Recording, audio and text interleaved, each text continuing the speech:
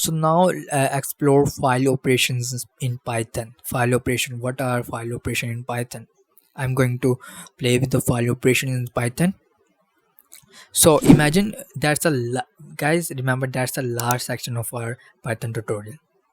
So imagine you have a notebook, okay? You have a notebook and you want to write down some of your favorite things inside that notebook. Python can help you read from and write to files just like your notebook. It's a simple kind of explanation in Python language.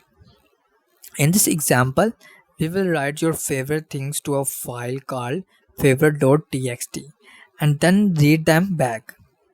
To write to a file, we create a list called favorite things that stores your favorite things. We open the file using the open function. That is actually which means we want to open it in a write mode. W means that we are actually want to open it in a write mode. We loop through each thing in the favorite thing list. Inside the loop, we use file.write thing plus new line to write each thing to the file with the new line. That is a character. That is actually the characters of new line at the end of each line. Okay. After writing all the favorite things, we close the file using the close function. That is file.close. So if I cover the how to read a file, we open we open the file again using the open function. But in this, right now, we are going to write open it in a read mode. So we will write R. R stand for actually read mode.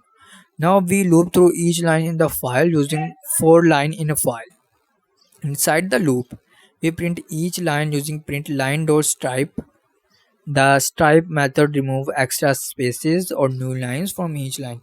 After printing all the lines, we close the file using again close function. Close function is used to close the file, as name suggests. That's so simple. So writing to a file is like writing down to your favorite things in your notebook. And reading from a file is like reading the things you wrote before. You wrote before.